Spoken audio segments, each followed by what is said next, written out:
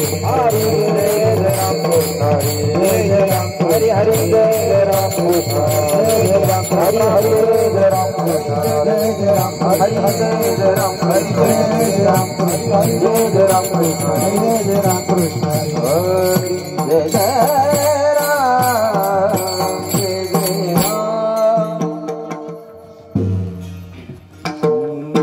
रूप पाहता लोचने सुख झाले हो साधने सुख झाले हो साधने सुख झाले हो साधने रूप पाहता लोचने सुख झाले हो साधने सुख झाले हो साधने सुख झाले हो साधने तो हा विठ्ठल बरवा तो हा माधव बरवा विठ्ठल बरवा तो हा माधव बरवा तो हा विठ्ठल बरवा तो हा माधव बरवा हलो हलो बरवा तो हा माधव बरवा विठ्ठल बरवा तो हा माधव बरवा तो हा माधव बरवा बहुता सुकृताची जोडी बहुता सुकृताची जोडी बहुता सुकृताची जोडी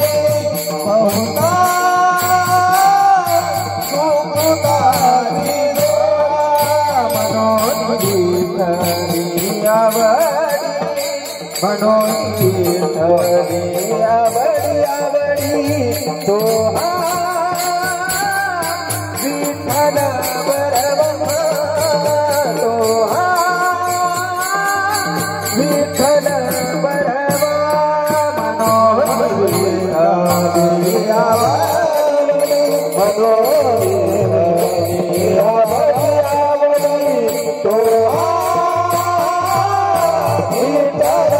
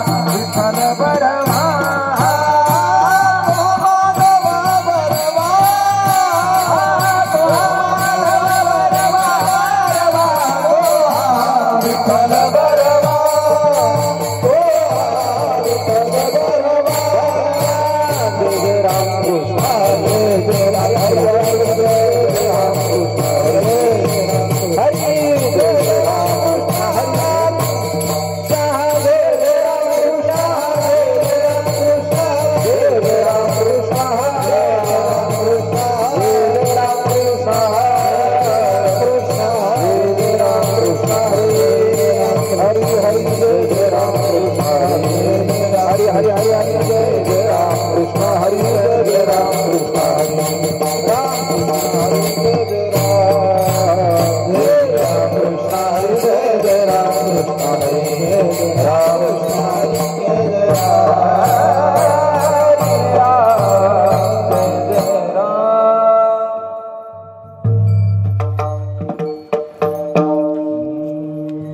शिव भोळा चक्रवर्ती शिव भोळा चक्रवर्ती शिव भोळा चक्रवर्ती शिव भोळा चक्रवर्ती त्याचे पाय माझे चित्ते त्याचे पाय माझे चित्ते त्याचे पाय माझे चित्ते त्याचे पाय माझे चित्ते वाचे वदता शिवना वाचे वदता शिवना वाचे वदता शिवना वाचे वदता शिवना तया जो क्रोध काम कयन बाधी क्रोध काम बाधी क्रोध काम बाधी क्रोध बाधी क्रोध काम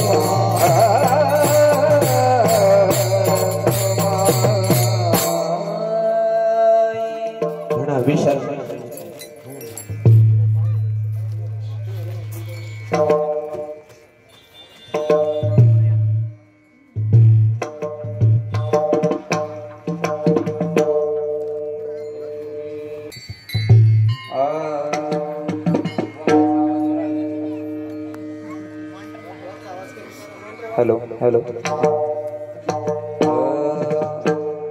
शिव भोळा चक्रवर्ती शिव भोळा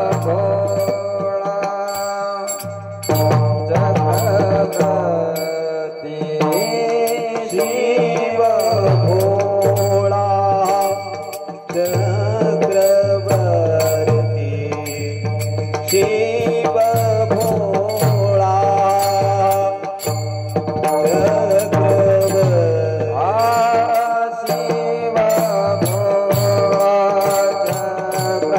भोळा चक्रवर्ती शिव भोळा चक्रवर्ती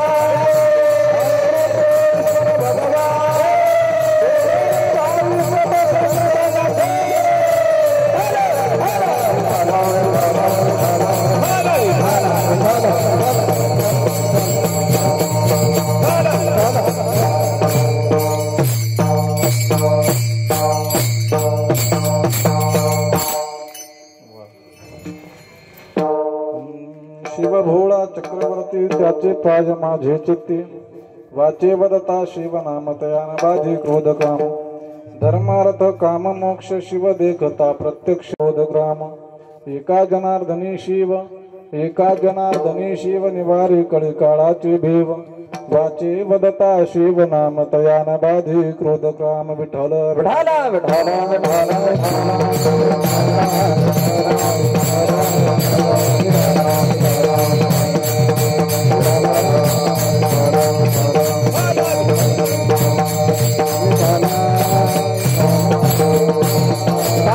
ताळी वाजवा बसली मंडळी एकाने बसू नका ताळी वाजवा विठ्ठल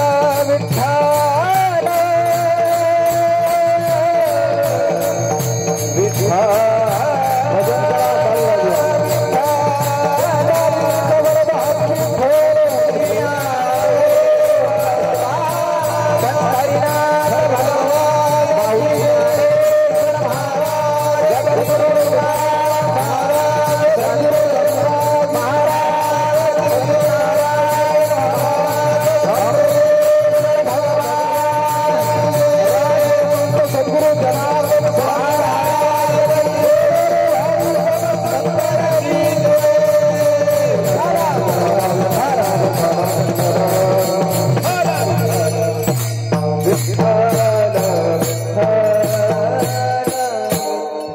भोळा चक्रवर्ती त्याचे पाय माझे चित्ती वाचे वदता शिव नाम तयान बाधी क्रोध ग्राम प्रस्तुत प्राप्त प्रसंगी कीर्तन रूपी सेवेकरता निवडलेला अभंग महान भगवत भक्त शांती ब्रह्म पैठणी निवासी एकनाथ महाराज यांचा 4 चरणाचा सर्वांच्या परिचयातील पाठातील आणि भगवान शिवाबद्दल भगवान शिवाचा स्वभाव कसा असेल, भगवान शिवाचं नेमकं नाम घेतल्यानंतर आपल्याला काय काय फलप्राप्ती होते, काय काय फलश्रुती मिळते याचं वर्णन करणारा अभंग आजच्या सेवेकरता निवडला. विठाल विठाल विठाल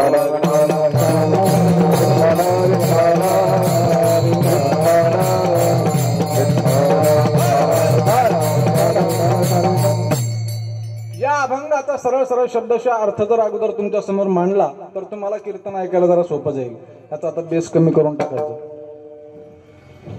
हॅलो हॅलो कडक आवाज करून टाक. Hello hello hello return monitor return सोडा. हॅलो हॅलो कर्णचा आवाज जास्त आहे आणि मॉनिटरचा आवाज कमी आहे, मॉनिटरला सोडा. हॅलो हॅलो हॅलो हां हां तर काय चालू होतं.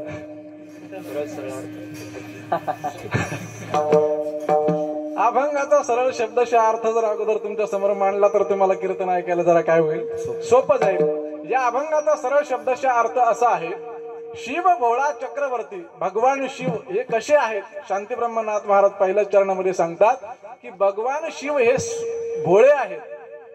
आता भोळे म्हणजे तुम्हाला मला काय म्हणायचंय ते कळलं असेल. काय म्हणायचंय, भोळेपणा हा माणसाचा स्वभाव असतो की माणसाला झालेला आजार असतो, तुम्हाला काय वाटतं. हा भोळेपणा हा माणसाचा स्वभाव असतो, भोळेपणा हा आजार नाही. भोळेपणा हा माणसाचा स्वभाव असतो. तसंच भगवान शिवाचा स्वभाव सुद्धा कसा आहे म्हणले, भोळा आहे.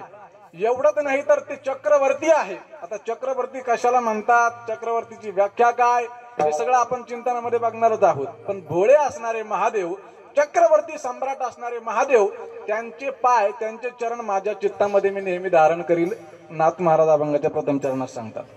दुसऱ्या चरणामध्ये नाथ महाराज आम्हाला सांगतात की बाबांनो, ही जी काही वाचा आहे ना, भगवान परमात्म्याने आपल्याला जे काही मुख दिलेलं आहे, या मुखाने याची त्याची निंदा न करता, याची त्याची टिंगल टवाळी न करता काय केलं पाहिजे, भगवान शिवाचं जर नामस्मरण जर केलं, नुसतं शिव शिव शिव भगवान शिवाचं नामस्मरण जर केलं तर वाचे वदता शिव नाम तयान बाधी.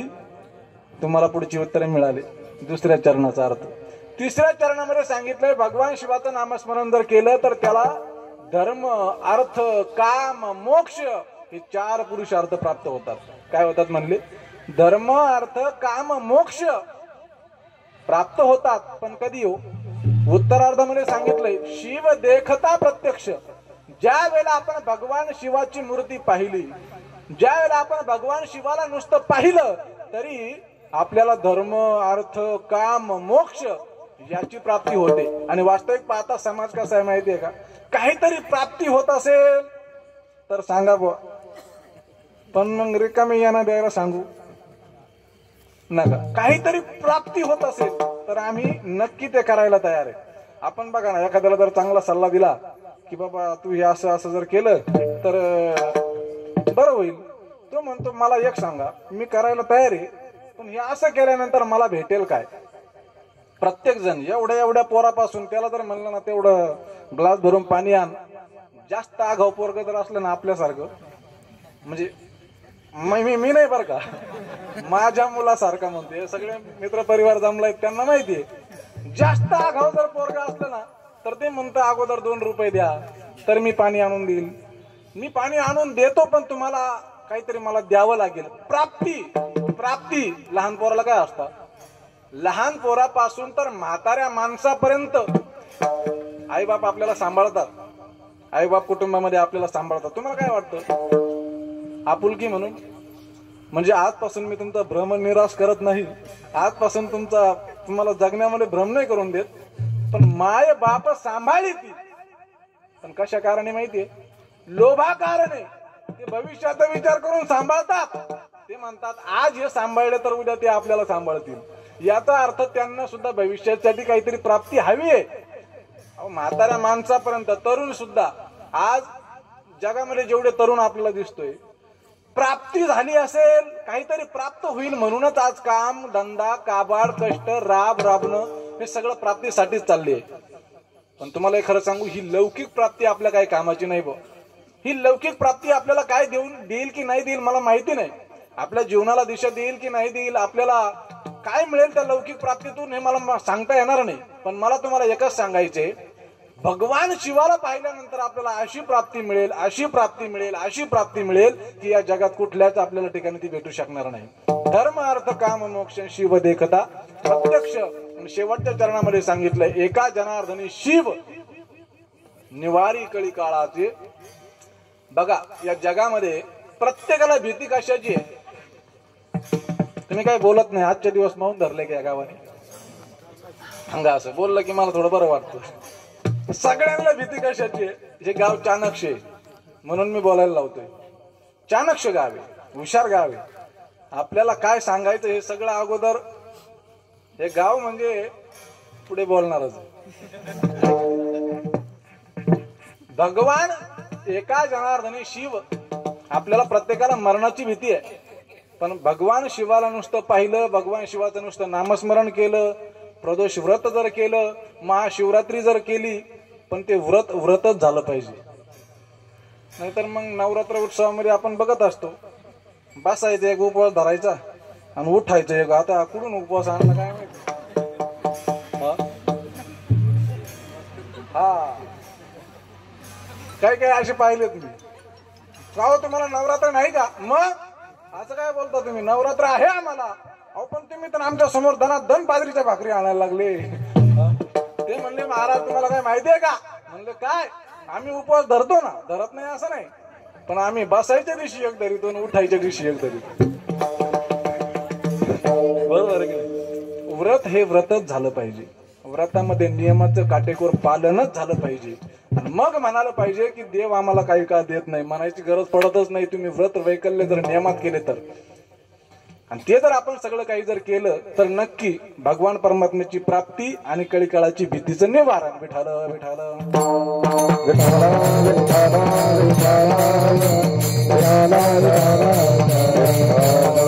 अभंगाचा सर्व शब्दशः अर्थ तुमच्या समोर मांडलाय. सविस्तर चिंतन मांडण्यापूर्वी हे संपूर्ण विश्व ज्याच्या सत्तेने चालतं अशा त्या सत्ताधारी प्रभू परमात्म्याला मी एकटाच नाही तर आपण सर्वजण मिळून एकदा वंदन करू. महायोगपीठे तटे भीमरथ्याम वरम पुंडरिका यदा तुमंद्रे समागत्य तिष्ठम तमानंद कंदम परब्रह्मलिंगम भजे पांडुरंगम. पांडुरंगा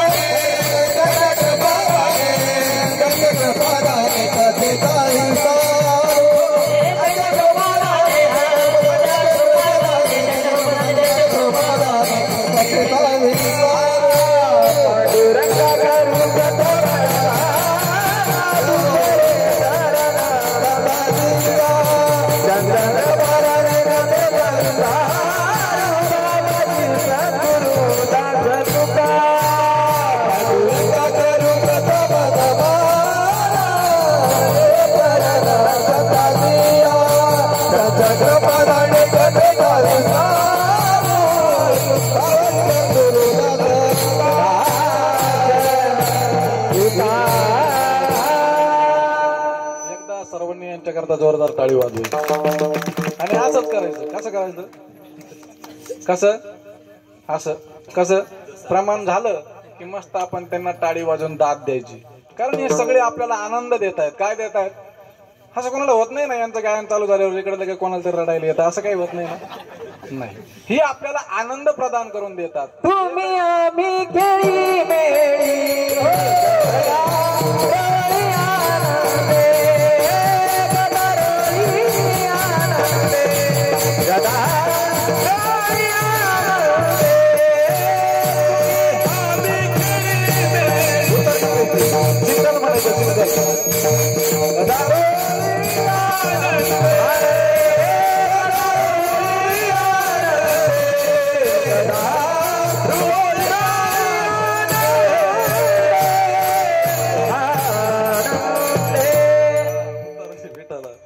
टाळी वाजवा. आता काही विसरणार नाही ना तुम्ही? नाही विसरणार. हा, पांडुरंगा करू प्रथम मन दुसरे चरण संताच्या त्यांच्या कृपादाने कथेचा विस्तारू बाबाजी सद्गुरुदास तुका लोकाभिराम रणरंगधीरम राजीव नेत्रम रघुवंशनाथम कारुण्य रूपम करुणाकरंतम श्रीरामदूतम शरणम प्रपद्ये नागेंद्र हराय त्रिलोचनाय भस्मांगरागाय महेश्वराय नित्याय शुद्धाय दिगंबराय तस्मै नकाराय नमः शिवाय शरदिंदु समाकारे परब्रह्म स्वरूपिणी वासरा पीठ निलये सरस्वती नमोस्तुते तपोज्ञान वैराग्य भक्ति स्वरूपम सदालंकृतं साधु संन्यास योगम मुखे यश वेदांत शास्त्रार्थ नीति नमो नारायण गिरिजी परब्रह्म स्वरूपम जैने धर्मजित विलाची बळी तो संभाजी जानन बाळी काबतरला तयाचे कुळी छाया छत्रपतींच्या चरण कमळी साष्टांग नमन करीत सो विठाल विठाल विठाल.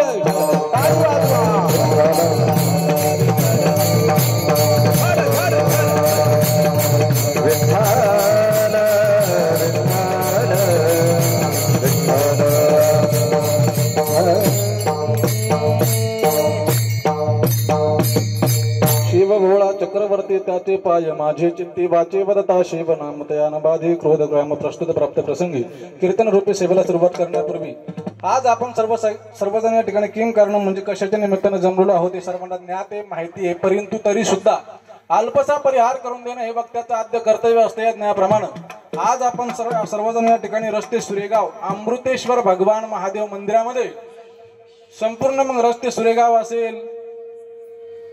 आता गावाचे नाव घेतलं गेले की एखाद्या गावाचं नाव जर राहून गेलं तर महाराष्ट्र तुमच्या काही आमचे काही बांधाला बांधे का म्हणतात, तसं काही नाही. परंतु या ठिकाणी भरपूर गावची मंडळी या ठिकाणी आलेली आहेत. एका गावची नाही, भरपूर गावचे आलेले आहेत. पण तेच का नाही, नाव घ्यायला गेलं की वेळ जातो. 7:45 वाजले, आपल्याकडे फक्त अर्धा पाऊण तास शिल्लक. 7 ते 8 होती, वाट पाहून 7 झाले. आणि मग आता तिथून पुढे बी परत मग 8 ते 8:30 केले असं आपल्या आपल्यात. पण एवढं बी नाही मग 3 तास आपल्या आपल्यात पुढे सरकवायचे असं बी नाही. म्हणून तुम्हाला बोर व्हायला नको. वेळेत कार्यक्रम झाला. कुठल्याही गोष्टीला एक वेळ असली ना की माणूस फ्रेश आनंदात राहतो. म्हणून तर 9 ते 11चे कीर्तन आता 7 ते 9 झाले. नाही तर मग कीर्तन चालू 9 ते 11. मंडपात 3 जण राहतात. दोघायला दिसत नाही तिघायला सुचत नाही. 9 ते 11 अशीच गंमत. बाबा कीर्तन सांगू सांगू बेजार. कीर्तन संपल्यानंतर मग त्यांना जर म्हणाला कस काय वाटलं कीर्तन, ते म्हणते हे आमचं गेलेलं आहे. मग सांगा 2 तास सांगून माझा काय उपयोग? काहीच नाही. त्यामुळं सर्वच गावची आलेली भाविक भक्त मंडळी आज अमृतेश्वर भगवान यांच्या प्रदोषाच्या निमित्तानं आलेला प्रत्येक गावातील भाविक भक्त या ठिकाणी प्रदोषाच्या निमित्ताने आपण या ठिकाणी आलेलो आहोत. आणि ज्यांनी आज ही आपल्या प्रदोषाची सेवा घेतलेली आहे असे असणारे हरिभक्तपरायण रमेश कारभारी चव्हाण, श्री हरिभक्तपरायण सागर रमेश चव्हाण, श्री हरिभक्तपरायण सोमनाथ रमेश चव्हाण यांनी आजच्या या प्रदोषाचं जी काही सेवा आहे ती घेतलेली आहे. आणि त्या सोमनाथ भाऊंनीच मला या ठिकाणी फोन केला. वास्तविक पाहता आम्ही दोघं वर्गमित्र आहोत. हा असं आहे. कसं आहे आम्ही दोघं वास्तविक म्हणजे गेज लावत होते का काही जण की बाबा नेमकं येतं ठुलं कोणा असं. तसं तर काही नाही ना. आता ते मित्र परिवार आहोत आम्ही. एक वर्ग मित्र आहोत आणि त्यांना वाटलं की कुणाला तरी कीर्तन सेवा देणारच आहोत आपण. मग आपल्या वर्ग मित्राला देऊन बघू. नेमकं मग आता कशी दिली मला माहिती नाही. परंतु त्यांच्या अंतःकरणात त्यांना वाटलं की आपल्या मित्रालाच आपण या ठिकाणी बोलवून बघू. म्हणून त्यांनी आम्हाला फोन केला. फोनही असा गोड केला. किती द्यावे लागतील? मी म्हणलं देतो तर दे, नाही तर देऊ नको बाबा. एकदम सोज्वळ प्रामाणिक आणि एकदम चांगला आमचा मित्र त्याने आम्हाला फोन केला आणि या ठिकाणी सेवा करण्याचा योग आला. वास्तविक पाहता बाहेर गावाला किती कीर्तन केली करू नये मताचं मी नाही. किती कीर्तन करा तुम्ही. आता उद्या संध्याकाळी आम्ही पारनेरला कीर्तनाला जाणार आहे. परवा सकाळी आम्ही सोलापूरमध्ये बार्शीला कीर्तनाला जाणार आहे. हे लांब कीर्तन करतो ना आपण, याच्यापेक्षा आपल्या माहेर घरात परिसरात जर कीर्तन झालं ना त्याचा एक वेगळाच आनंद असतो. आणि वास्तविक पाहता हे सुरेगाव रस्ते सुरेगाव कोणत्या कार्यक्रमामध्ये हे सुरेगाव कमी पडलं सांगा? अहो या सुरेगावानं पंचक्रोशीतील सगळ्या गावांना आदर्श जीवन दाखवून दिले. आदर्श जीवन. हा ज्या वेळेला प्रभू रामचंद्रांचं मंदिराचं या ठिकाणी लोकार्पण सोहळा होणार होता, प्रभू रामचंद्र अयोध्येमध्ये येणार होते, त्यावेळेला रस्ते सुरेगावमध्ये आमची या ठिकाणी 2-3 तासाची कथा सुद्धा या गावकऱ्यांनी आयोजित केली होती. 2-3 तासाची केली होती आयोजित, आहे की नाही?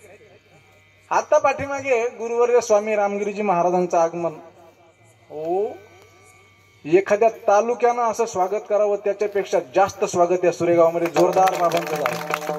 अजून काय आहे, एक व्यक्ती या सुरेगावमध्ये भाविक आहे. बाबांनी सुद्धा नाव घेतलं. आणि खरं आहे गाव तर दिसतं छोट, पण काय म्हणतो ना आपण दिसण्यावर जायचं नाही, वरून दिसतं तसं नसतं असं म्हणतात. म्हणून सुरेगाव अतिशय स्वजवळ प्रेमळ माणसं या सुरेगावमध्ये राहतात. दर 15 दिवसाला या ठिकाणी प्रदोषाचा कार्यक्रम आयोजित करतात. सर्व भाविक भक्तांना आता ते कंटिन्यू झाल्यामुळे इथं कुणाला वैयक्तिक आमंत्रण राहत नाही की प्रदोषाला या, आज आमची पंगत आहे, असं काही नाही. इथे प्रत्येक भाविक भक्त बिना आमंत्रणाचा येत असतो. आणि तुम्हाला खरं सांगू, देवाच्या दारात बिना आमंत्रणाचा जो येतो ना, तुका म्हणे तेथे न पाचारी जावे, तुका म्हणे तेथे न पाचारी जावे, तुका म्हणे तेथे न पाचारी जावे, तुका म्हणे तेथे न पाचारी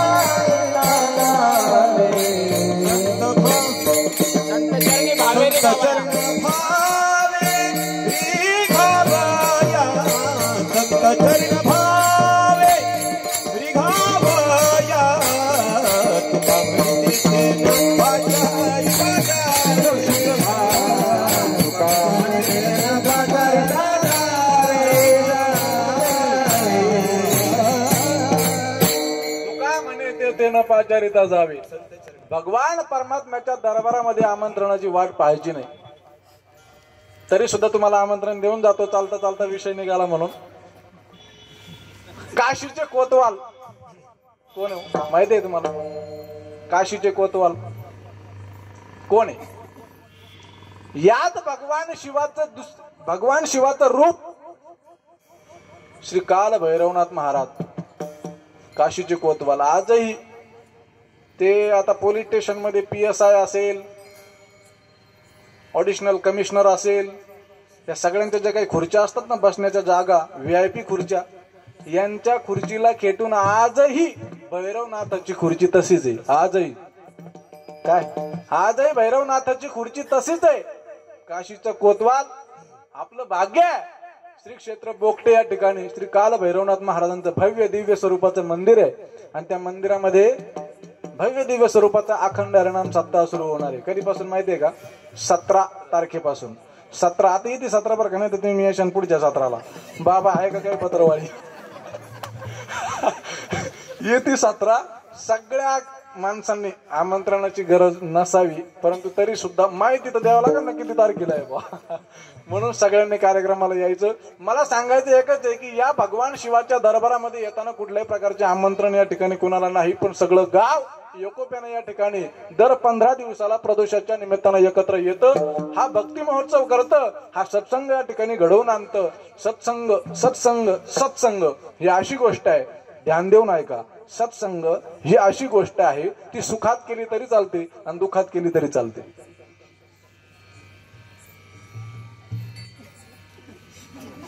वन्स मोर करायची गरज नाही ना. हा ऐका, सत्संग ही अशी गोष्ट आहे, ती सुखात केली तरी चालते आणि दुःखात तर केली तरी चालते. सुभाषित ऐका, सत्संगेन परम प्राप्य दुस्तरम तरती चिरात तस्मादति प्रयत्नेन सत्संगम सततम कुरु. सत्संग जर सुखात केला तर सुख द्विगुणित होतं, आणि सत्संग हा जर दुःखात केला तर दुःखाची निवृत्ती होते. विठारा विठारा.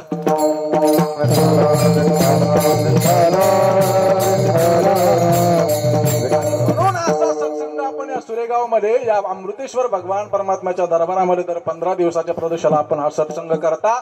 म्हणून पुनश्च एकदा तुमच्या करताच तुम्ही जोरदार टाळी वाजवा. वा वा वा. काही झोपले नाही ना? झोपले असेल तर मग बघा शेजारी असा गुद्दा द्यायचा ना, खडबडूनच जागा झाला पाहिजे. विठारा विठारा.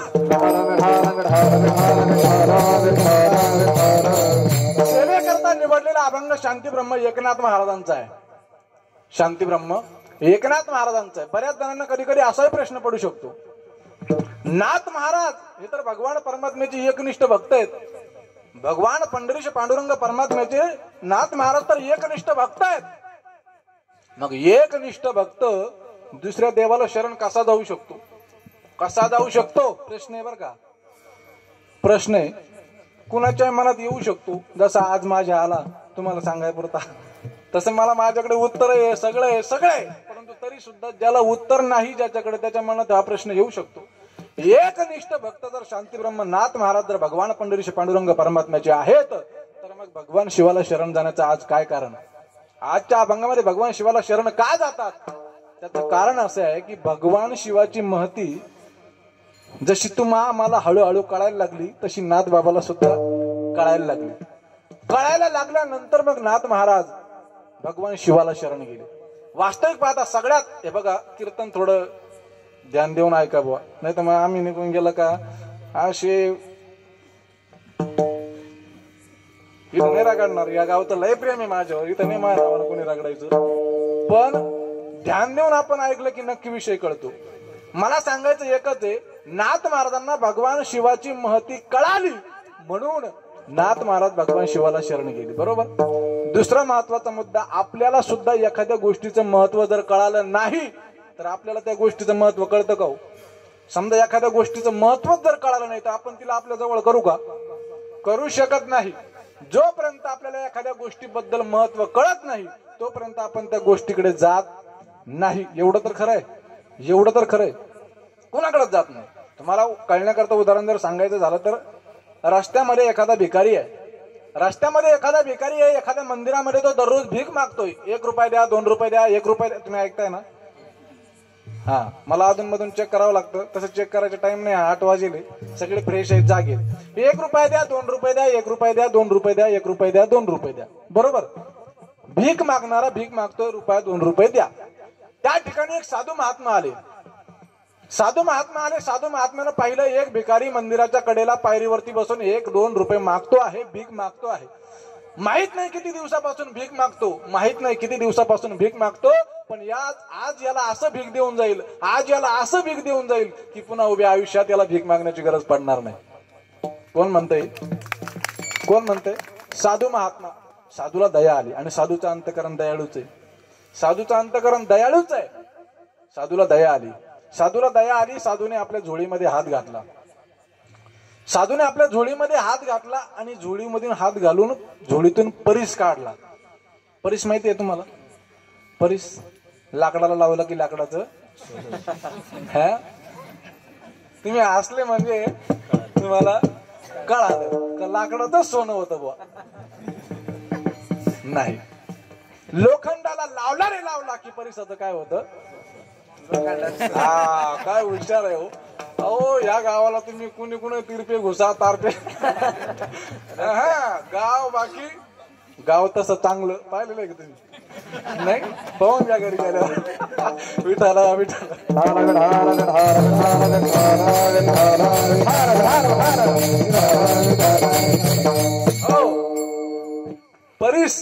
परिसाचं तुम्हाला महत्व माहिती आहे. परीस एकदा लोखंडाला लावला की लोखंडाचं सोनं करण्याची ताकद कशात आहे? बोला कशात आहे? बोला झोपणारी मंडळी बोला. परिसामध्ये काय ताकद आहे? लोखंडाला सोनं करण्याची ताकद आहे. असं परीस त्या साधू महात्म्यानं त्या भिकाऱ्याच्या ताटामध्ये टाकलं. भिकाऱ्याच्या ताटामध्ये तो परीस टाकला, आणि साधू महात्मा निघून गेले. निघून गेल्यानंतर त्या भिकाऱ्यानं ताटाकडे बघितलं, म्हणले आता त्याला तो परीस आहे कळलंच नाही. त्याला वाटलं काय बा, आता या बाबांना द्यायचा तर एखादा 5 रुपयाचा बिस्किटचा पुडा द्यावा, नाही तर एखादा वडापाव टाकून जावा अंदरसोलचा, नाहीतर मग काहीतरी 5-50, 100, 200 रुपये देऊन जावा. हे काय बा, आता दगड घेतला आणि ताटात टाकून निघून गेले. गज राग आला, पण काय करीन, फेकून द्यावा वाटला, पण मनात भीती यायला लागली. साधूने दिलेला आहे, साधूचा कोप होईल. साधूला जर राग आला, साधूचा कोप होईल, हे फेकूनही द्याता येईल. ठीक आहे म्हणले, जाऊ द्या, आता साधूनच दिलेला आहे. उचलला आणि झोळीत टाकला. कोणाच्या? त्याच्या झोळीत टाकला. झोळीत टाकल्यानंतर घरी गेल्यानंतर आपल्या झोळीतला परीस पुन्हा हातात घेतला. बघितलं, याला फेकून देऊ की काय? सांभाळून काय करता याचं? आता दगडच आहे, सांभाळून करायचं काय याचं? हा तर दगडच आहे, फेकून देऊ की काय? पुन्हा मनात भीती यायला लागली. साधूने दिलेलं आहे, त्यापेक्षा एक काम करू, आपल्या घरातल्या देवघरात आपण याला ठेवून देऊ. साधूने दिलेलं आहे, इकडे तिकडे पडण्यापेक्षा देवघरात ठेवू.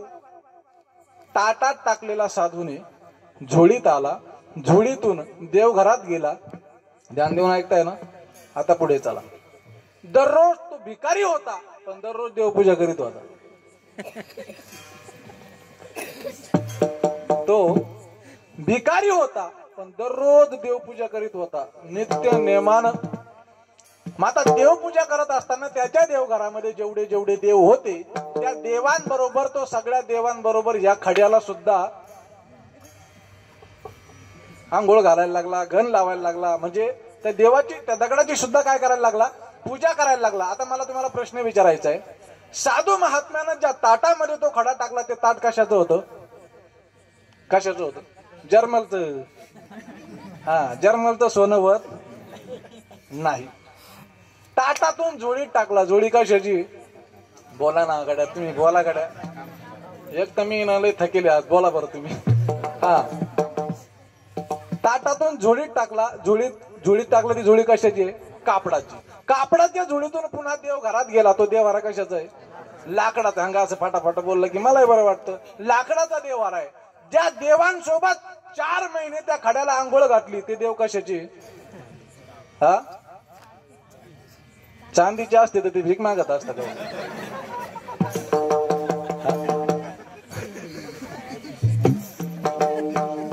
हो, त्या 4 महिने महिने झाले त्या खड्याचा आणि लोखंडाचा संबंधच आहे ना 4 महिने झाले संबंधच आहे ना लोखंडाचा. देवपूजा करायची, गण लावायचं, हरे राम हरे कृष्ण, लगेच धोळी गळ्यात टांगली की चालला भीक मागायला. दररोजचा दिनरजनी हाची धंदा, 1 रुपये द्या 2 रुपये द्या, चालला भीक मागायला. गेला भीक मागायला दररोज. असं 4 महिने झाले. 4 महिन्यानंतर तो साधू महात्मा नर्मदा परिक्रमा करून, चारी धाम करून, तुम्ही अजून काय धरायचं ते धरा बुवा. ते साधू महात्मे सगळी देव धर्म करत करत करत करत पुन्हा त्याच जागेवर आले. त्याच जाग्यावर तोच भिकारी त्याच मंदिरात त्याच पायरीवर 1-2 पैसा द्यावं धर्माला, आशीर्वाद लागे ना तुमच्या. 1-2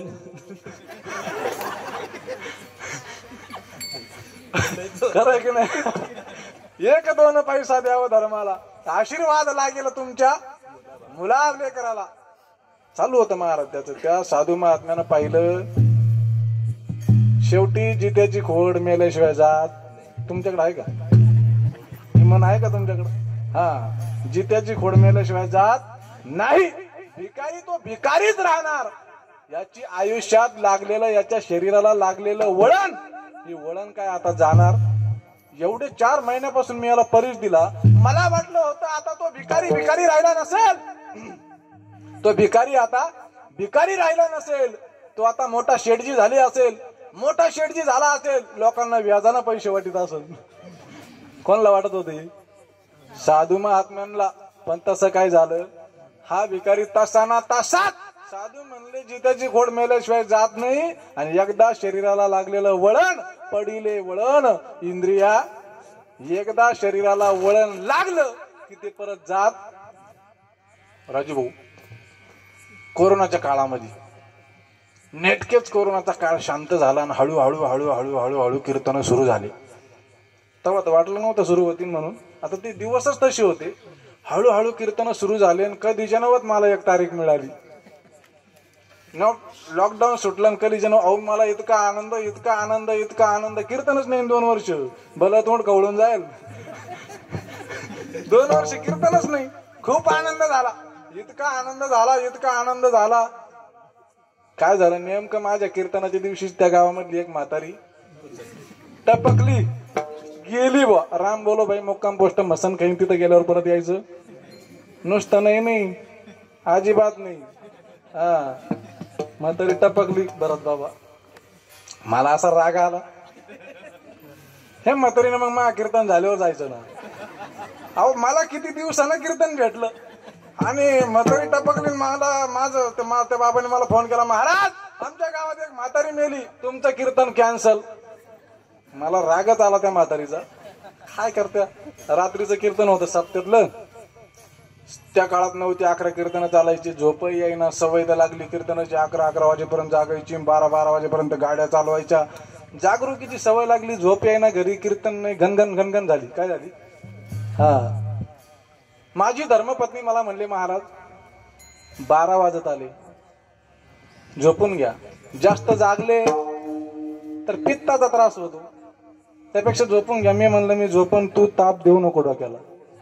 आधीच दुपारपासून म्हातारी गेल्यापासून साऱ्या दिनाचा ताप मला झालाय, तू तापच देऊ नको. ती म्हणले आपण झोपा. अरे मग झोप येत नाही तर करू काय? झोप येत नाही. 10 मिनिटं झाली, 15 मिनिटं झाली. 15 मिनिटांनी माझ्या मनात आलं. मी तिला म्हणलं ते उठ उठ उठ. महाराज काही शब्द म्हणजे एवढा जोरात नाही म्हणत मी, तुम्ही गैरसमज करून घेऊ नका. मी तसा लई शांततेत.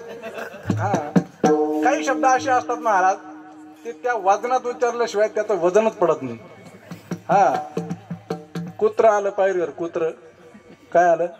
कुत्र पायरीवर आलं. हळूहळू 2 पायऱ्या चढत वट्ट्यावर आलं, तरी आपण 1 नाही 2 नाही. 2 पायऱ्या चढून हळूहळू आलं वट्ट्यावर, 1 नाही 2 नाही. घरमालक हळूहळू त्यानं उंबऱ्यात पाय ठेवला. मालक 1 नाही, तुम्ही म्हणा 2 नाही, तुमच्या पाठ नाही झाला का? हा, हळूहळू आलं महाराज. मग काय झालं माहिती का? घरच्यांना त्या कुत्र्याला हाणायसाठी कसा आवाज दिला असं माहिती आहे तुम्हाला? हाड भाऊ हाड. आता तुम्ही मला सांगा, एवढं हळूच हाड म्हणलं कुत्र जाईन का? अहो कुत्र्याला हाड म्हणायचं असलं तर हाड. आता इकडे जमेला असले कुठं तर ते फाकाड झाले असतील मला सांगायचं आहे की शब्दाचं एक वजन असतं आणि त्या वजनातच तो शब्द उच्चारला गेला पाहिजे. मी सांगत तुम्हाला हे होतं, मी धर्मपत्नीला उठवलं, म्हणलं उठ, देवघरात बुक्क्याची डबी पडलेली, देवघरात बुक्क्याची डबी पडलेली आहे, तेवढी आण. तिने आणली. कपाटात नारळ ठेवलेले आहे, तेवढं आण. तिने आणलं. म्हणलं तुझ्या पर्स मधले 10-20 रुपये त्या नारळावर ठेव, मला एका परचा बुक्का लाव. पुंडलिक वरदार विठ्ठल श्री ज्ञानदेव तुकाराम पंढरीनाथ भगवान की. बाबा दम्मानं जावर का घरी? तुम्हाला काय वाटतं असंच घडेल असं? हो, हे तुम्हाला कळण्याकरता सांगितलं. एकदा शरीराला वळण जर लागलं 10-21 रुपये दररोज नारळ, तुम्हाला काय कळालं मला माहित नाही, आणि माझ्या कीर्तनातून तुम्ही काय घेता हे मलाही माहित नाही, पण मी विषय सोडून जाणारा बुवा नाही, तसा मेले प्रामाणिक आहे. विठाल विठाल एकदा शरीराला लागलेलं वळण ते लवकर जात नाही. साधूने विचार केला याला सुद्धा तेच वळण लागलेलं आहे, आमच्यासारखं नाही. ते 1-2 पैसा द्या बुवा. साधूने विचारलं भिकाऱ्याला, इकडे रे, इकडे.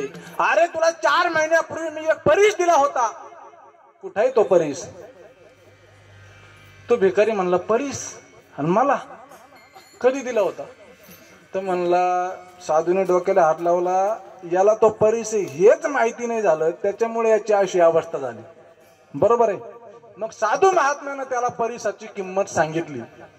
परीस असा असतो, लोखंडाला लावलं की त्याचं सोनं होतं. अरे इतक्या 4 महिन्यात तुझं आयुष्य पूर्ण बदलून गेलं असतं. त्या दिवशी त्या भिकाऱ्याला साधूच्या माध्यमातून, साधूच्या मुखातून परीसाचं महत्व कळालं. तसं आपल्याला सुद्धा ज्या दिवशी भगवान परमात्म्याचं महत्व कळेल, भगवान शिवाचं महत्व कळेल, त्याच दिवशी आपण प्रदोषाच्या या मंडपात येऊन बसू. विठाल विठाल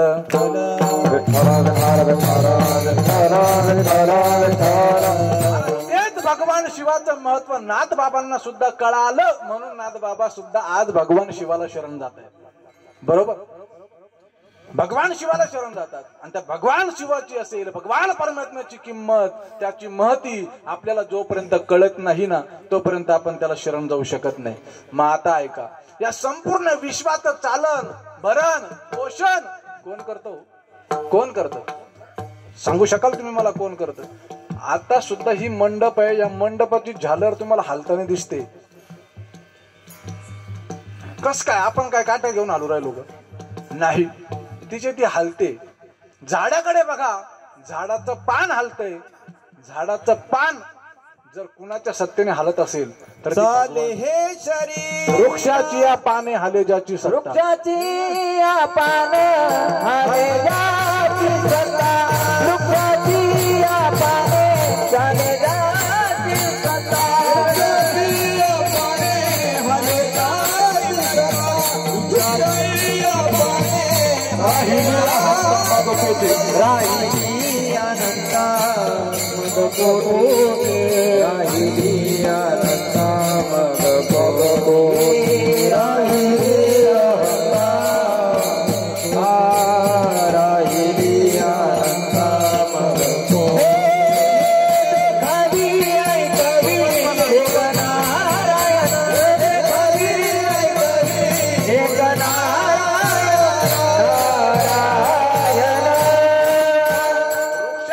पाने हाले ज्याची सत्ता, राहिली अहंता मग कोठे. वाजवाना टाळी. तुम्ही ही सरत का? काय ही सरत नाही तुम्ही? ते लाडक्या बहिणीचे पैसे किती दिवसापासून येत नाही बरं? तुम्ही ही सरले आता नाही ना? तुमच्यापेक्षा ते सरले नाही पाहिजे याच्या काळामध्ये. ते जरी विसरले तर मग काहीच नाही. आपण विसरलो तर चालन, आहे का नाही? ज्यानं बँकेचं लोन घेतलंय ना, तो लोन फेडणार आहे ना, तो एक वेळ विसरून जातो की आपण बँकेचं कर्ज घेतलंय बाबा. त्याच्या मस्तीत राहतो. एखाद्या वेळेला विसर पडून जातो त्याला. पण बँकेवाल्याला विसर पडतो का? नाही ना. त्यांना कसं विसर? त्यांची तारीख आली तर त्यांची धाडा आपल्यावर पडलीच. मला सांगायचं काय माहितीये का? विसर पडू देऊ नका. वृक्षाची या पाने हाले ज्याची सत्ता, राहिली अहंता मग कोठे. तुमचं आमचं शरीर सुद्धा काय एवढं सहज चालतं का? तुम्ही आता ते प्रमाण दिलं ना, बरोबर आहे. मला सांगा, तुमचं आमचं शरीर अतिशय व्यवस्थितरित्या चालू आहे. आपण हलतोय, बोलतोय, चालतोय, पाहुण्या रावळ्याच्या लग्नाला जातो, वाढदिवस करतो, प्रदोषाला येऊन बसतो, नाना प्रकारचे उद्योग आपण आपल्या शरीराने करतो. याच्या पाठीमागे सुद्धा काहीतरी ईश्वरीय सत्ता असलीच पाहिजे, असलीच पाहिजे. लोक मान्यच करत नाही हो, लोक मान्यच करत नाही. पण ईश्वरीय सत्तेशिवाय हे शरीर सुद्धा चालू चाले शरीर कोणाची चाले शरीर कोणाची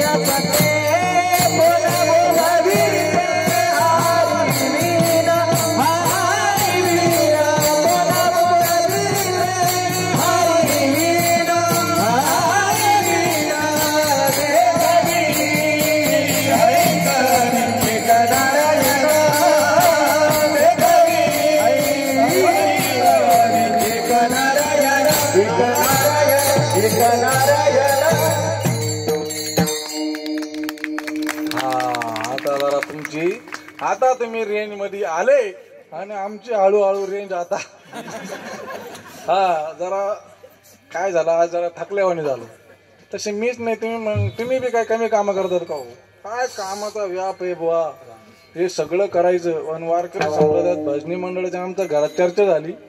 सगळ्यात मोठी कसोटी जर सध्या कोणाची चालू असेल ना, सध्या भजनी मंडळ. दिवसभर काम, संध्याकाळी हरिपाठ झाला की पुन्हा रात्री 9 ते 11, 12 भजन. आणि भजन 12ला संपत कुठं नाही तर पुन्हा 4ला लगेच उठा जागेवर आता स्मरण करा पंढरीनाथा. पुन्हा घरी येतो ना येतो लगेच घरचे सुद्धा यादी. आज काय बुवा, आज दिवसभराचा सगळा लेखा तयारच असतो. सगळ्यात मोठी कसोटी आहे. पण तुम्हाला खरं सांगू, जो ही कसोटी खेळून चालतो तोच आडाकाडाचा वारकरी. विठाल विठाल विठाल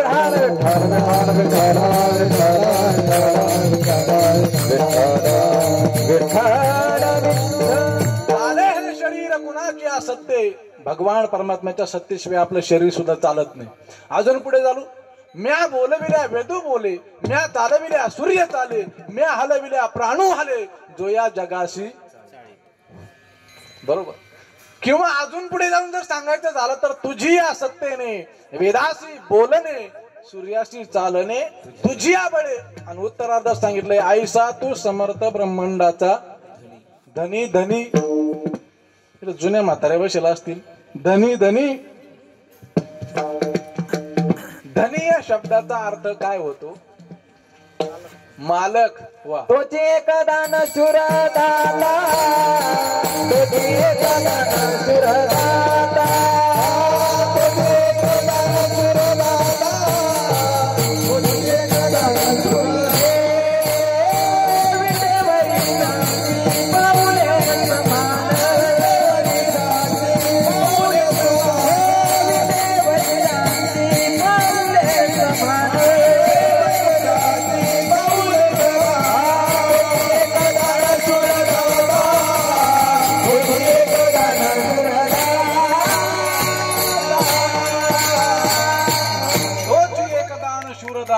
आयसा तू समर्थ ब्रह्मांडाचा धनी शब्दाचा अर्थ होतो मालक.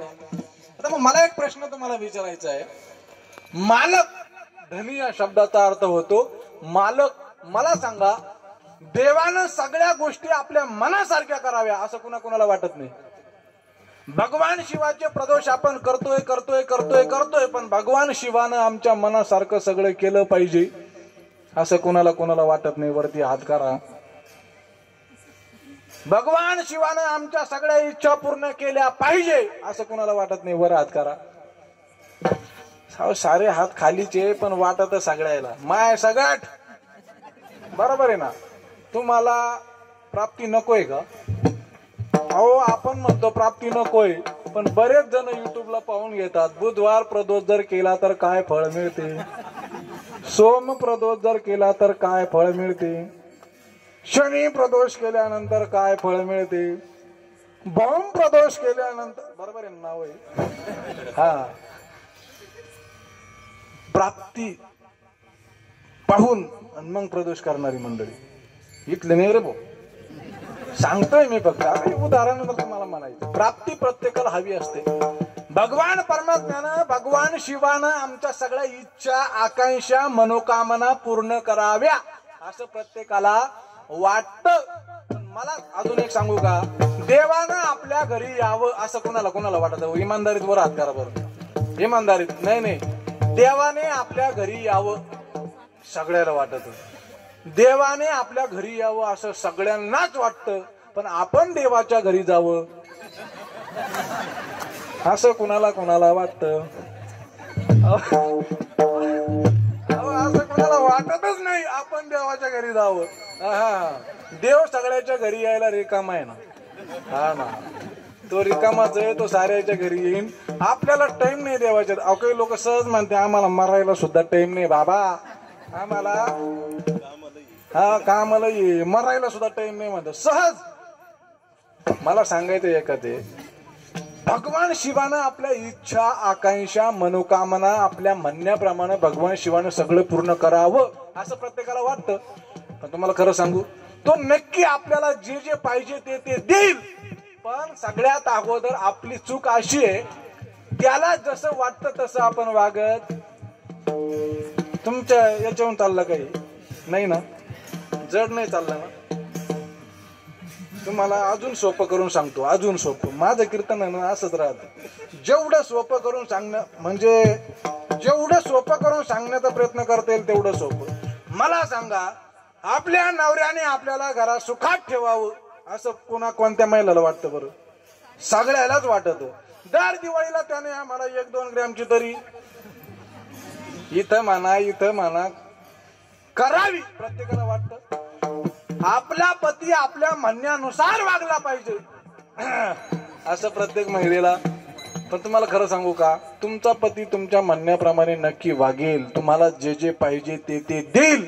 पण तुम्हाला सगळ्यात अगोदर त्याच्या म्हणण्याप्रमाणे जीवन जगावं लागेल. बरोबर, त्याच्या म्हणण्याप्रमाणे जीवन जगावं लागेल.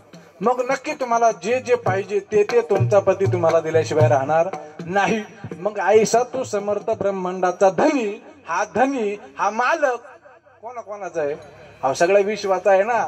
मग आपल्या मालकानं आपल्या म्हणण्यासारखं वागावं असं आपल्याला सगळ्यांना वाटतं. वागेल ना तू, पण आपण सुद्धा त्याच्या मनासारखं वागलं तर आपल्या इच्छा आकांक्षा मनोकामना पूर्ण होतील ना. बरोबर आहे की नाही? तरच आपलं. आणि आजही आपण हे प्रदोष करतो, अखंड हरिनाम जप्ते करतो, भजन करतो, नामस्मरण करतो, सगळ्या गोष्टी करतो. कशासाठी करतो आपण? कशासाठी करतो? मी असाच प्रश्न एक दिवस विचारला होता बरं का. असाच प्रश्न विचारला, कशासाठी आपण हे करतो? एका जणांनी मला उत्तर दिलं, म्हणले महाराज, भजन कीर्तन नामस्मरण अखंड हरिनाम जप्ते हे प्रदोष हे सगळं काही आपण फक्त भगवान परमात्मा भेटावा म्हणून करतो. तुम्हाला कसं वाटलं? योग्य आहे का अयोग्य? उत्तर बराबर आहे का चुकीचं आहे? तुम्हाला बराबर वाटलं. पण आता तुम्हाला खरं सांगू का, मला हे उत्तर थोडं चुकीचं वाटलं. तरी काही म्हणतील बाबा भानत आहे ना, आज देव भेटा म्हणून सगळं चालू आहे ना. हे सगळे सप्ते देवान धर्म देव भेटा म्हणून चालू आहे का नाही? तरी बाबा म्हणतो हे चुकीचं आहे. मग आता बाबा अंदर सोडून काही बिस्लरी पाणी पिऊन आले का काय बुवा असं मला म्हणायचंय. हो हा, तुम्हाला खरं सांगतो, तुम्हाला अजून महत्व सांगू का, किती कीर्तन करा तुम्हाला देव भेटू शकतच नाही. छातीवर हात ठेवून सांगतो, तुम्हाला पटू नाही तर नाही पटू, छातीवर हात ठेवून सांगतो. आणि छातीवर जरा निबर पाय ठेवून उभं राहतो. थोडी डेअरिंग करायची, मला तुमच्या समोर बोलायचं म्हणजे एवढं काय सोपं आहे का? शूटिंग चालू आहे. पण हा विषय सगळ्यांनी ध्यान देऊन ऐका तर तुम्हाला कळेल. नाही तर मग तुम्ही म्हणशील हा काय रात्री काही बोलत होता. कीर्तन किती केले देव भेटू शकत नाही. भजन किती करा देवच भेटू शकत नाही. किती मृदुंग वाजवा तुम्ही, कातू वाजवा, नाही तर तिकडं माझ्यासारखे असे 1000 बाबा दिवसभर जर तुम्ही वाजवले ना, वाजवले म्हणजे दागिन नता देव भेटू शकत. किती येणा वाजवा बाबा तुम्ही, हरे राम कृष्ण हरे राम कृष्ण हरे राम कृष्ण हरी. पहाटे सप्त्याच्या टायमाला ज्यावेळेस ते प्रारे चालू होते ना, सगळं भारी बाबा. पण ते रात्रीचे 12 ते सकाळी 6 लय कठीण पारा. मग ते खांबाला टेकून दरवाजाला टेकून कधी मारुतीला जातात रामकृष्ण हरी रामकृष्ण हरी. पण तुम्हाला खरं सांगू, किती विना वाजवा देव भेटू शकत नाही. तुम्ही म्हणाल कसं कसं, तुम्ही असं कसं बोलता? प्रत्येकाला वाटलं असेल महाराज असे का बोलू राहिले, पण तरी सुद्धा तुम्हाला पटवून देण्याकरता सांगू. मला एक सांगा, महिला मंडळी प्रत्येकाचं लग्न झालंय ना इथे? प्रत्येकाचं नाही म्हणता येणार, आता काही आहेत अशा बसेल पोरी सोरी आहेत बसलेले पोरं. मला सांगायचं एकच आहे, महिला मंडळ ज्या वेळेला लग्नामध्ये, आपलं लग्न ज्यावेळेस होतं, लग्नामध्ये आपण आपल्या पतीचं नाव घेतो. मला सांगा, आपण आपल्या पतीचं नाव घेतो पती भेटावा म्हणून का भेटलेला पती टिकावा म्हणून?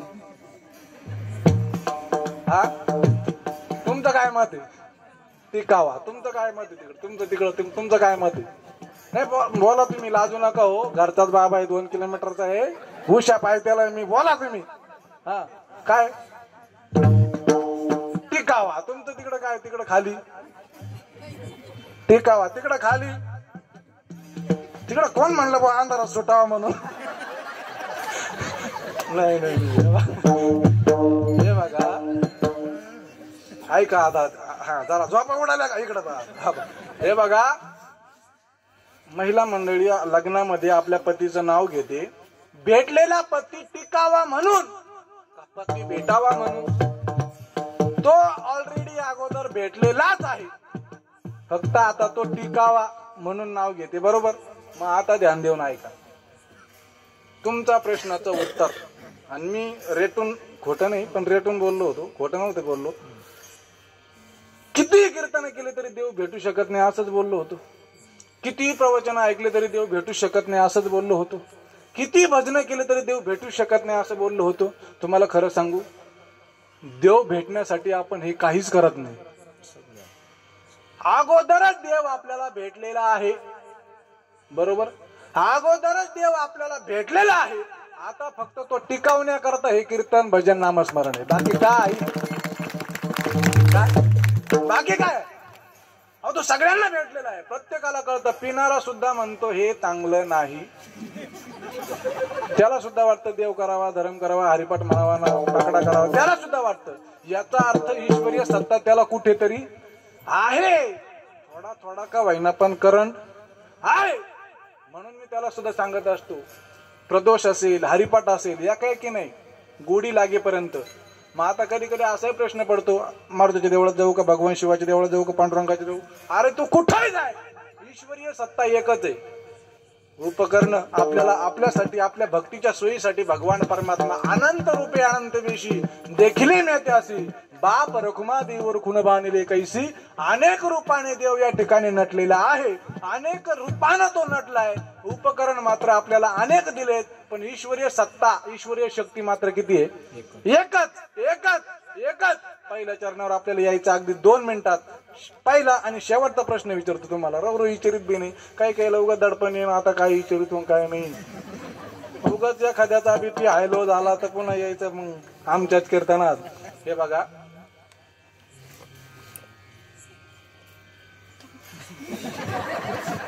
काय विचारितो काय नाही. मला सांगा,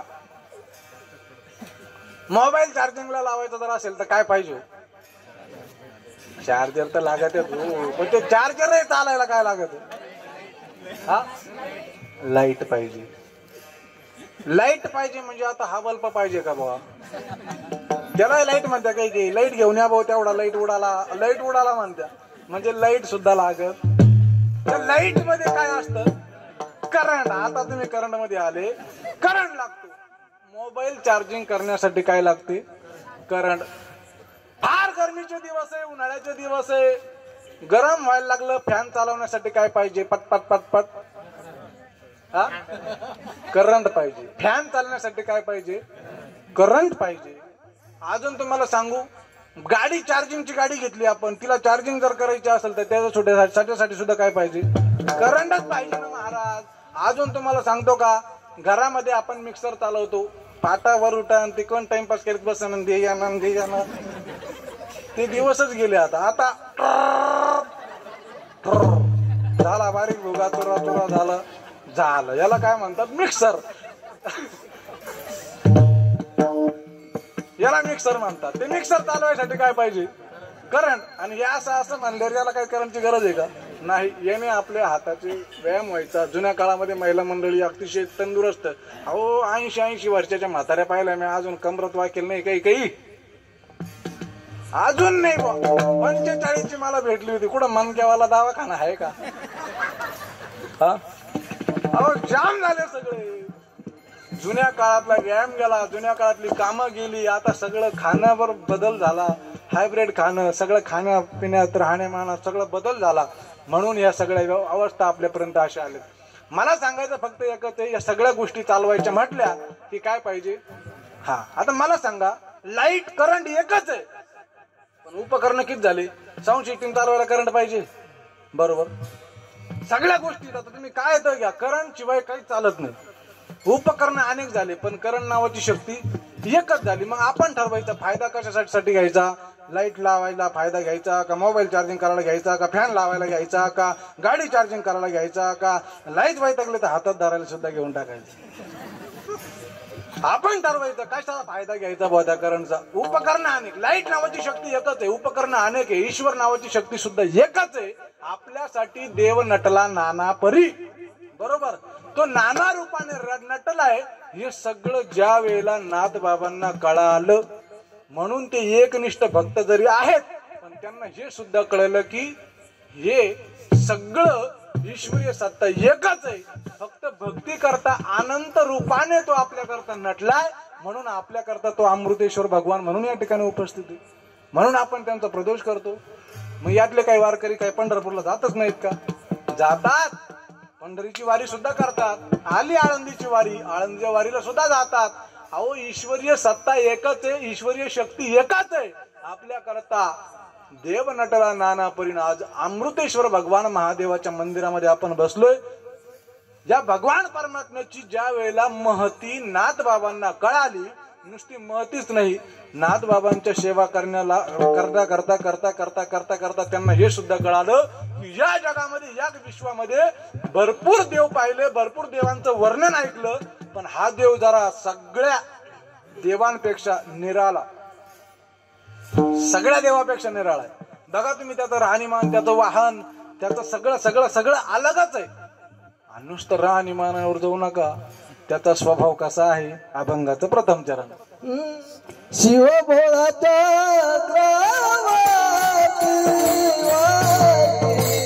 शिव भोळाच्या शिव भोळाच्या शिव भोळाच्या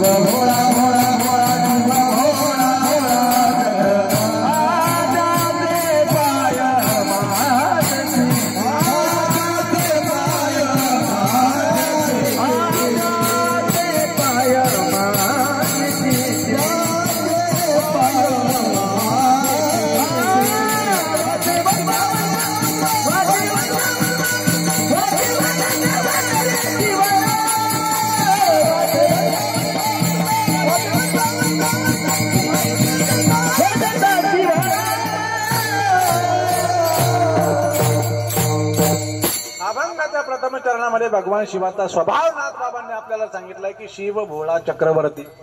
भगवान शिवाचा स्वभाव कसा आहे म्हणले, मी सगळ्यात अगोदर तुम्हाला असा प्रश्न विचारला होता कीर्तनाला सुरुवात करण्यापूर्वी सरळ सरळ शब्दशः अर्थामध्ये, भोळा हा स्वभाव आहे की भोळा हा आजार आहे?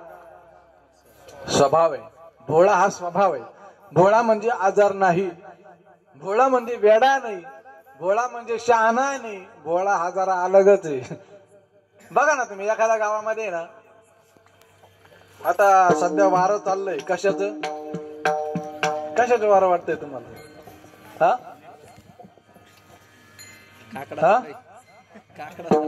काकड्याचं वारं. वारकरी म्हणतो काकड्याचं वारं, पण हे सगळे इलेक्शनचं वारं चाललंय. या इलेक्शनच्या वाऱ्यामध्ये ज्यावेळेला रात्रीच्या अशी बैठक जर बसली, बैठक बसल्यानंतर 4-5 जण बसलेले असतात.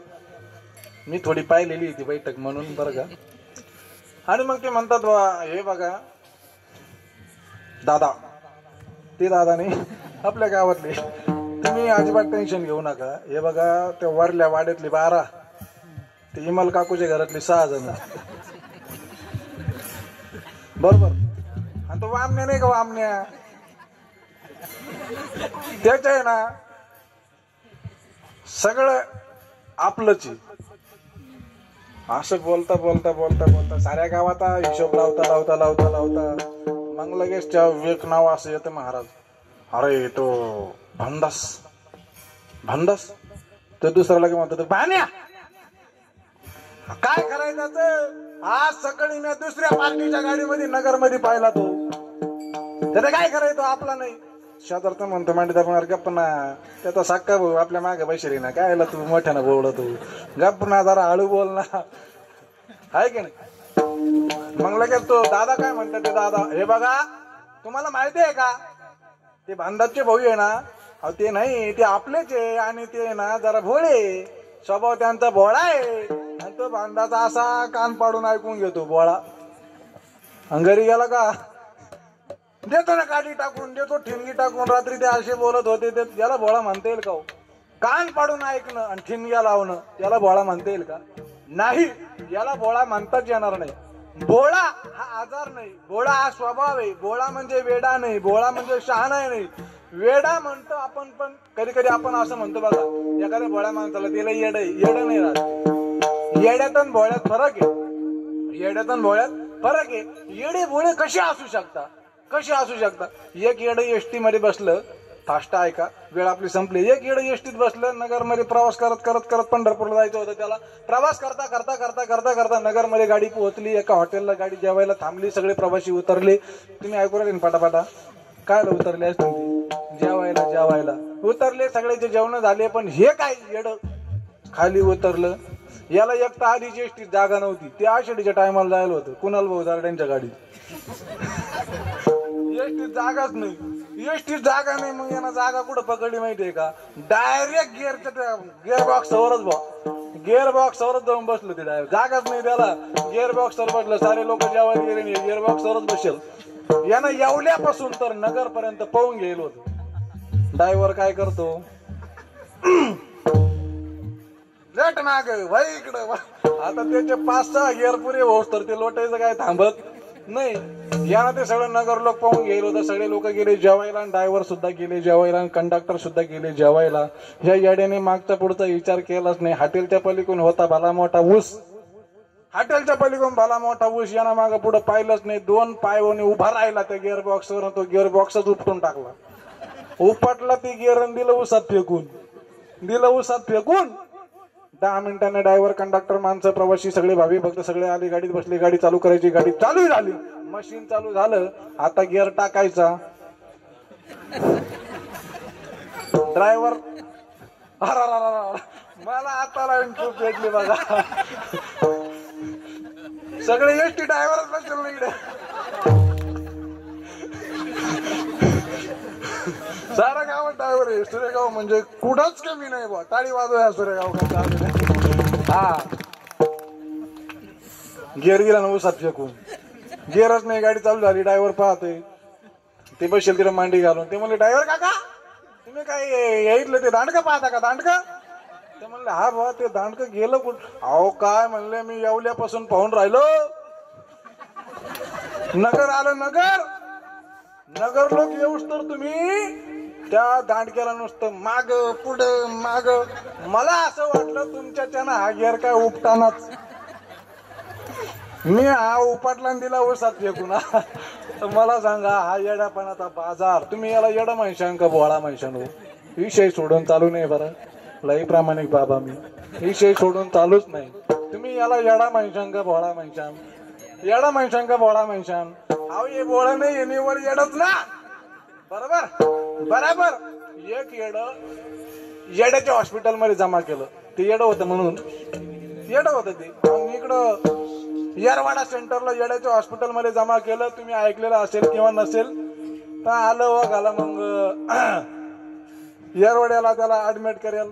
दररोज सकाळी महाराज दररोज सकाळी येड्याचा नित्यक्रम काय? पहाटे 5 वाजता उठणे, चहा पाणी नाश्ता थोडाफार व्यायाम वगैरे करून घेणे. डॉक्टर लोक त्यांच्याकडे चांगले नीट लक्ष द्यायचे. चहा द्यायचे, पाणी द्यायचे, नाश्ता द्यायचे, व्यायाम करून घ्यायचे. सगळ्या गोष्टी अतिशय त्यांच्या तंदुरुस्त चालू. पण ह्या येड्याचा नियम मात्र दवाखान्यात सगळ्यात जास्त अवघड. सगळे नियम पूर्ण झाले की 9 वाजता खाऊन पिऊन झालं की आपापल्या खोलीत जायचं आणि भीतीला कान लावून बसायचं. तुम्हाला कळलं? आपापल्या खोलीत जायचं आणि भीतीला कान लावून बसायचं. काय ऐकायचं आणि काय नाही त्याच्या त्यालाच माहिती. काय माहित नाही आपल्याला काय ऐकायचं आणि काय नाही त्याची त्यालाच माहिती. 10 मिनिटं 15 मिनिटं 20 मिनिटं ऐकायचंच काम चालू. 1 दिवस नाही 2 दिवस नाही ना महाराज. 1 दिवस नाही 2 दिवस नाही ना. दररोज डॉक्टर यायचा, डॉक्टर पाहायचा. डॉक्टर म्हणायचा करे काय करतो, उठ इथून, काय ऐकतो तिथं. असं म्हणलं की तो डॉक्टरचं थोड्या वेळ ऐकायचा, पुन्हा बसून घ्यायचा. डॉक्टर निघून गेले की पुन्हा भीतीला कान लावेल आहेच. काय ऐकायचं त्याचे त्यालाच माहिती. नंतर ना 1 महिन्यानंतर त्याने डॉक्टरची भीती सुद्धा सोडून दिली. डॉक्टर यायचा, काय ऐकतो त्या भीतीला कान देऊन, काय ऐकतो त्या भिंतीला कान देऊन. हा तो डॉक्टरला म्हणायचा मूर्ख कुठला. कोण म्हणतो येडा? कोणला म्हणतो मूर्ख कुठला? समजत नाही का तुला? मी ऐकायला लागलो. डॉक्टरला असा ताण झाला. आता काय बुवा ते पेशंट जर सुधारायला आणलं तर हे 2 महिन्यात अजून बिघडायला लागलंय बुवा. काय झालंय?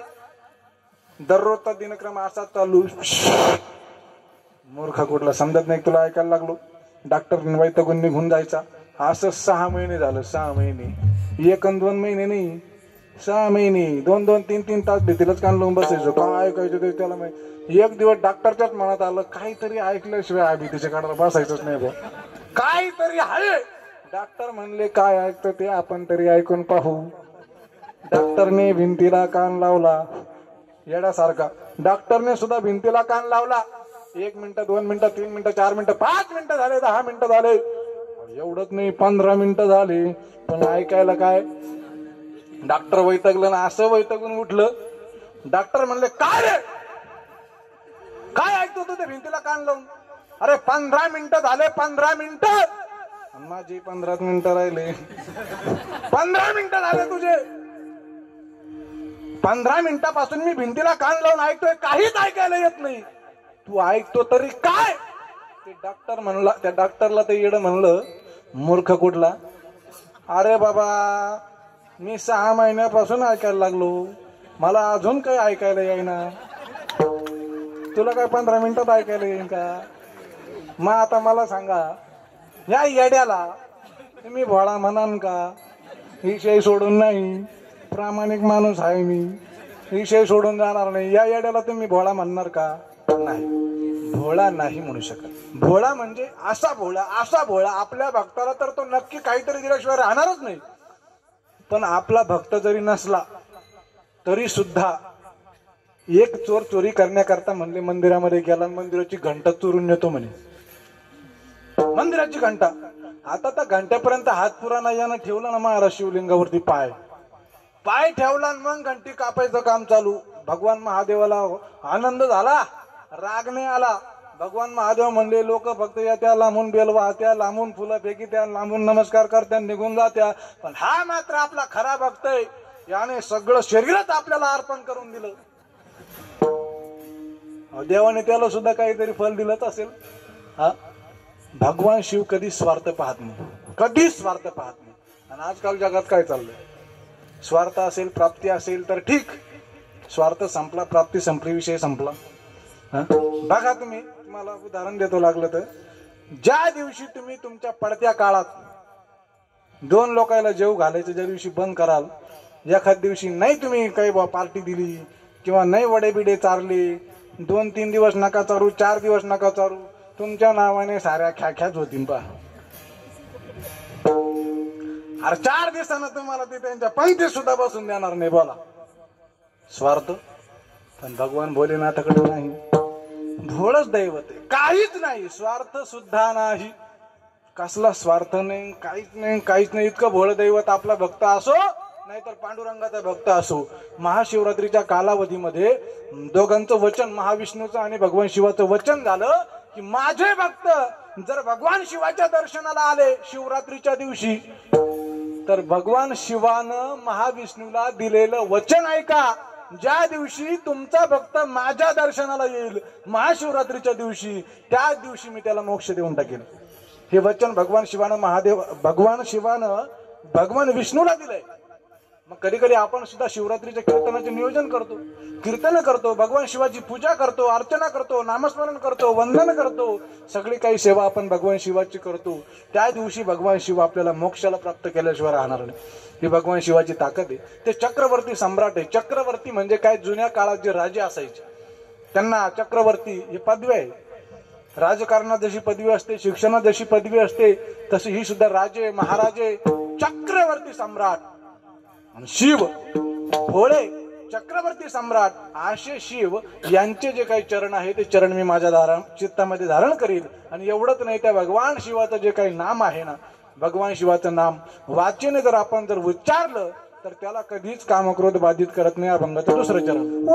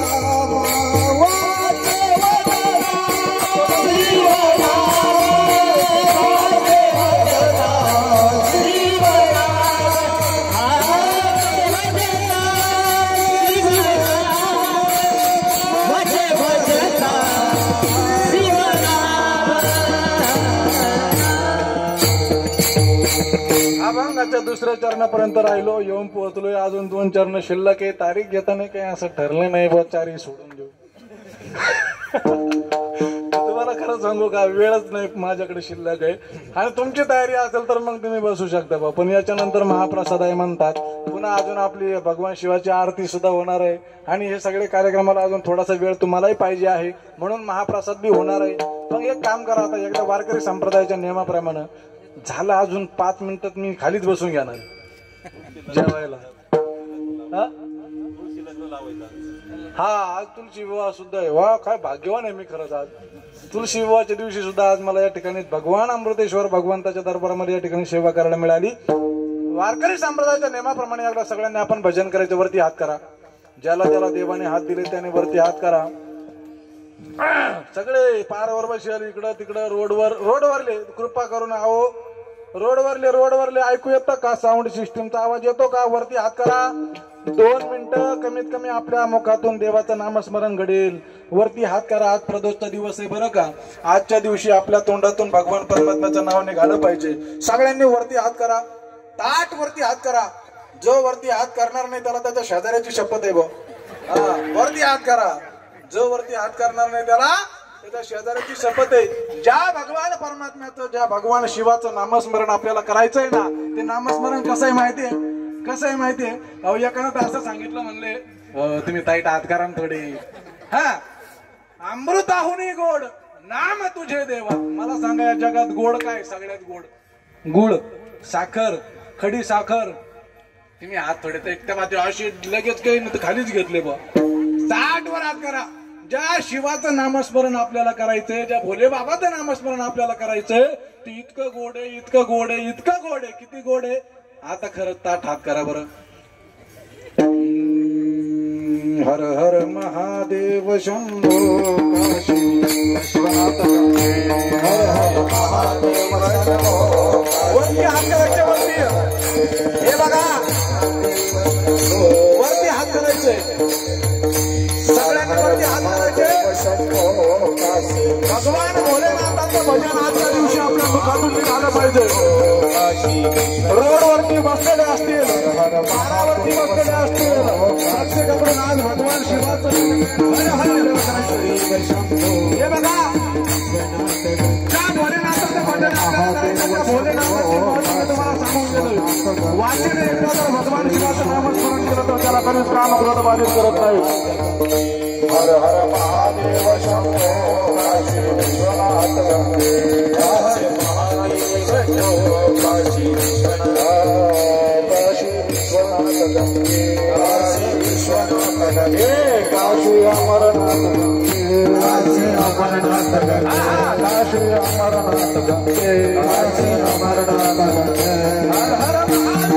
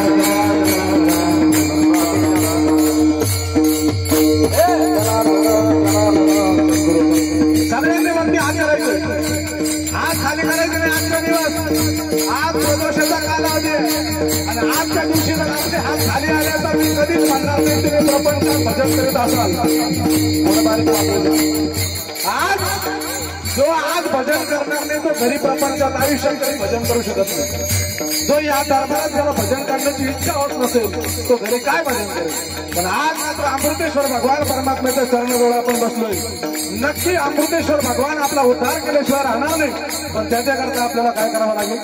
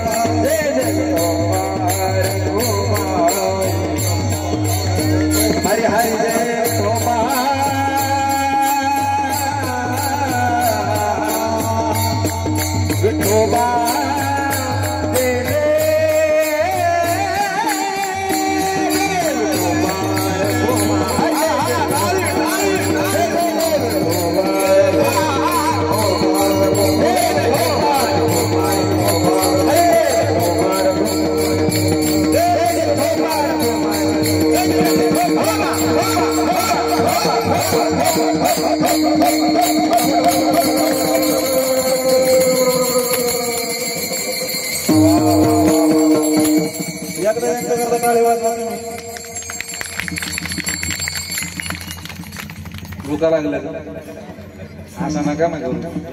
थोड्या जोरात टाळी वाजवा भजनी मंडळाचा. महाराज वारकऱ्याशिवाय मजा नाही या महाराष्ट्राच्या मातीला. बरं वारकऱ्याशिवाय मजा नाही. जोपर्यंत वारकरी आहे तोपर्यंत या महाराष्ट्राच्या मातीमध्ये काहीच अन्य घटक घटू शकत नाही. ज्या दिवशी वारकरी अशा ठिकाणी आपल्याला दिसणार नाही ना त्या दिवशी मित्र असं म्हणेल चंद्र सूर्य तारे काहीच दिसणार नाही. वारकरी आहे म्हणून आज आपल्याला या कार्यक्रमाला शोभा आहे. म्हणून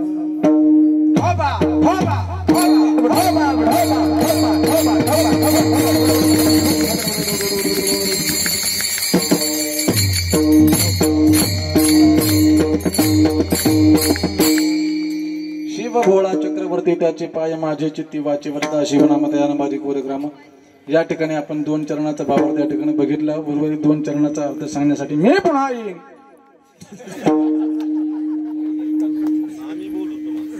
तुम्ही बोलाव शंका पण नुसतं मीच पुन्हा येऊन काय म्हण. तुम्ही बोलवलं तर पुन्हा आमच्या स्वामा भाऊना एखादा योग घडून आणला तर. तसं सगळंच गाव माझ्यावरती खूप प्रेम करतं, खूप प्रेम करतं. कोणत्याही घरामध्ये जा अगदी घरातल्या सदस्यासारखं प्रेम प्रत्येक जण आपल्यावरती करतं. म्हणून या सुरेगावला या प्रदोषाच्या निमित्तानं आमचे परममित्र सोमाभाऊ यांनी आपल्याला या ठिकाणी फोन केला आणि सांगितलं की प्रदोषाचा कार्यक्रम आहे. आता मला अगोदर चेष्टा वाटली. या कार्यक्रम होता कर शंका. आता ते आमची मैत्रीनाथ आहे परंतु खूप माझ्यावरती त्यांचं प्रेम आहे. त्यांनी या ठिकाणी या कार्यक्रमाकरता बोलावलं. सर्वप्रथम मी एकदा त्यांना खूप खूप धन्यवाद देईल की तुमचं माध्यम तुमच्यामुळे या सर्व भाविक भक्तांचं आज मला दर्शन झालं. आणि प्रदोषाच्या निमित्तानं त्यातल्या त्यात अजून एक पर्वणी सांगायची झाली तर तुलसी विवाह. आणि या तुलसी विवाहाच्या दिवशी मला या ठिकाणी कीर्तन मिळणं खूप भाग्यवान आहे. म्हणून पुनश्च एकदा या चव्हाण परिवाराला ज्यांनी हा कार्यक्रम घेतलेला आहे चव्हाण परिवार यांना पुनश्च एकदा धन्यवाद देतो.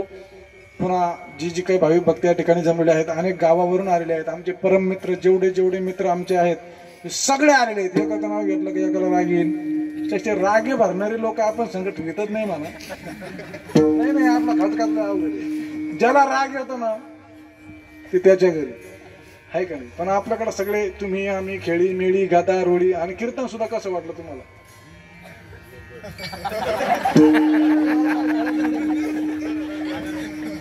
खेळीमेळी स्वभाव खेळीमेळी मग जोडीदार सुद्धा खेळीमेळीच लागतात. सगळे कीर्तनाकरता उपस्थित असणारे रथी महारथी गंधर्व. सुगरण कशी आहे सुगरण स्वयंपाकातली भाजीमध्ये जेवढं लागेल का तेवढंच टाकते का बसा मीठ घाल मिरच्या घाल असं तर नाही राहत ना. मग ते त्याला काही चव राहत नाही. पण सुगरण कशी भाजी चविष्ट होण्याकरता जसं पाहिजे तसंच फक्त टाकते.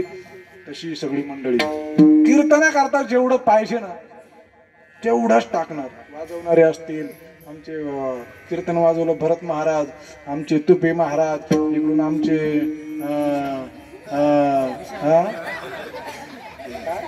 विशाल महाराज ते माझ्या वयामाना नाही ना माझ्या जरा तारा तुटल्यावर होतं कधी ते मुंगे आल्यावर होतं. ते जुन्या काळातला ब्लॅक अँड व्हाईट टीव्ही नसायचा का तसं होतं. म्हणून ही सगळी हे बघा एक काम करतो बरं का, माफी मागून इथून अथपासून तर इथपर्यंत मग मागले सगळे आले असे. सगळ्यांना खूप खूप धन्यवाद. सगळे वारकरी मंडळी, सगळे भाविक भक्तांना खूप खूप धन्यवाद. आणि पुन्हा एकदा सांगतो, येत्या 17 तारखेपासून हरिभक्त परायण श्री काल भैरवनाथ महाराजांच्या अष्टमीच्या सप्ताहाच्या निमित्तानं 17 तारखेला सुरुवात होणार आहे. भव्य दिव्य स्वरूपाचा सप्ताह होणार आहे. आपणा सर्वांना श्री काल भैरवनाथ महाराज देवस्थान खूप जवळ आहे, खूप जागृत देवस्थान आहे, खूप मोठं देवस्थान आहे. आणि त्या देवस्थानच्या सप्ताहाला बरोबर 7 ते 9 वाजता महाप्रसाद होणार आहे असं मला सांगायचं आहे. सर्वांनी कीर्तनाला 7 ते 9 यायचं, महाप्रसाद घ्यायचा, टेन्शन घ्यायचं नाही, घरी यायचं मग स्वयंपाक करायचा असं काही नाहीये. कीर्तन ऐकलं की लगे महाप्रसादन घरी जायचं. सर्वांना हे आग्रहाचं निमंत्रण आहे. हे पुन्हा एकदा या सर्व मंडळीला या ठिकाणी सांगतो आणि या ठिकाणी झालेली सेवा प्रभूचरणी समर्पित करतो. जे काही बरोबर असेल ते माझ्या गुरुवाऱ्यांच्या चरणाजवळ बसून जे काही श्रवण केलं, मग पीठाधीश स्वामी रामगिरीजी महाराज असतील त्यांच्या चरणाजवळ बसून अनेक कीर्तन प्रवचन श्रवण केले. वास्तविक पाहता माझा कीर्तन करण्याचा एवढा अधिकार नाही, परंतु साधू संत महात्म्यांच्या कृपा आशीर्वादानं हे फळ माझ्या पदरामध्ये पडलेलं आहे. म्हणून साधूचा हा कृपा प्रसाद आहे, साधूचा हा कृपा प्रसाद आहे. नाहीतर मी आता घरामध्ये बोलून गेलो, कीर्तनकार मंडळी फेटे बांधताना मी ज्यावेळेस रूम मध्ये पाहायचो ना, मला सुद्धा असं वाटायचं, बोललो मी असा फेटा मी माझ्या आयुष्यात कधी बांधीन. पण ते सगळा गुरुप्रसाद मला मिळालेला आहे. म्हणून त्यांच्या चरणावरती सेवा समर्पित. जे काही चुकीचं असेल तर माझ्या अज्ञानी बुद्धीचा दोष समजा आणि जे काही बरोबर असेल ते सोबत घेऊन जाण्याचा प्रयत्न करा.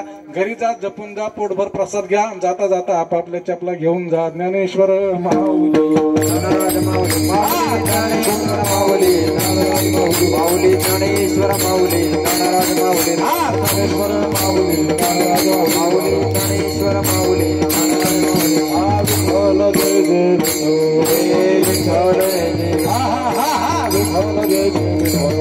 विठ्ठल जय विठ्ठल जय जय विठ्ठल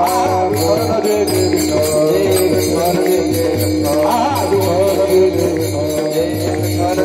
जय विठ्ठल जय नाही विचारिला अधिकारता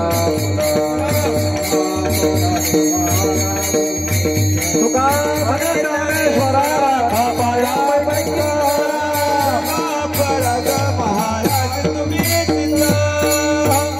हे बघा, सर्वांना हात जोडून विनंती आहे. रस्त्यावर बसलेले भाविक भक्त तुलसी विवाह करायचा आपल्याला मध्ये